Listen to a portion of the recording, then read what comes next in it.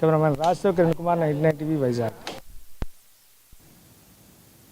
కామారెడ్డి జిల్లాలోని వరద పరిస్థితిని జిల్లా ఇన్ఛార్జ్ మంత్రి సీతక్క టెలికాన్ఫరెన్స్ నిర్వహించారు. ఈ సమావేశంలో ప్రభుత్వ సలహాదారు Shabbir Ali, Zaheerabad MP Suresh Shetkar, collector, SP, జిల్లా ఉన్నతాధికారులు పాల్గొన్నారు. జిల్లాలోని వర్షాల తీవ్రత, వరద ఉధృతి, నష్ట పరిస్థితులపై మంత్రికి అధికారులు వివరించారు. వర్షం పూర్తిగా ఆగే వరకు సహాయక చర్యలు కొనసాగించాలని సీతక్క ఆదేశించారు.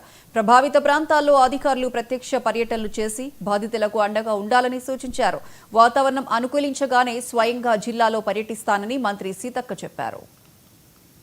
బాగా డ్యామేజ్ ఉందో అక్కడికి వెళ్ళి ఆ టీమ్స్ అన్నీ కూడా ఇళ్లలో నీళ్లుంటే జెసిపీలు పెట్టి బయటికి డైవర్ట్ చేయడము, తర్వాత వాళ్ళ ఇల్లులు పచ్చిగుండి లేదా బాగా ఇళ్ళ నష్టం జరిగి ఉంటే కొంత వాళ్ళకు మనోధైర్యం చేయడం, తర్వాత బయటికి రాకుండా ఏది వాగుల దగ్గర అట్లనే ఇరిగేషన్ వాళ్ళు కూడా అలర్ట్గా ఉండమని చెప్పాలి. ఎక్కడెక్కడ చెరువులు ఉన్నాయి, ఎక్కడెక్కడ వాగులు ఉన్నాయి, ఆ చెరువులు ఏమైనా డ్యామేజ్ అవుతాయా ఎట్లా ఉంది చూసుకొని ఆ కింద చెరువుల కింద ఉన్నటువంటి పబ్లిక్ను కూడా అలర్ట్ చేయడం, అక్కడ నుంచి షిఫ్ట్ చేసుకోవడం, తర్వాత అందరు అధికారులు వాయిస్ రికార్డ్ చేసి ఆయా మండలాల్లో అన్ని గ్రామాలకు చేరేటట్టుగా తడిసిన ఇళ్లలో ఉండద్దు. అదేవిధంగా కరెంట్ పోల్స్ కూడా ఎలక్ట్రిసిటీ వాళ్ళు కూడా అలర్ట్గా ఉండాలి.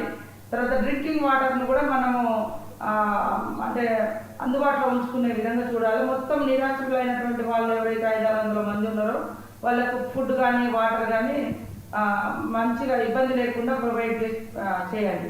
తర్వాత ఆర్ఎంబిపిఆర్ వాళ్ళు కూడా ఎక్కడెక్కడ డ్యామేజ్ అయినాయి అవన్నీ తిరిగి అవన్నీ నోట్ చేసుకోమని చెప్పండి.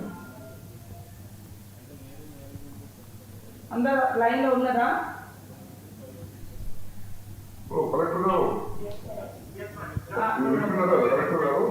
లోపు మీరు వీలైనంత వరకు మన టీమ్స్ అందరూ ఎక్కడ వాళ్ళు అక్కడ ఏ మండలాల్లో అయితే బాగా డ్యామేజ్ ఉందో అక్కడికి వెళ్ళి ఆ టీమ్స్ అన్నీ కూడా ఇళ్లలో నీళ్లుంటే జెసిపీలు పెట్టి బయటికి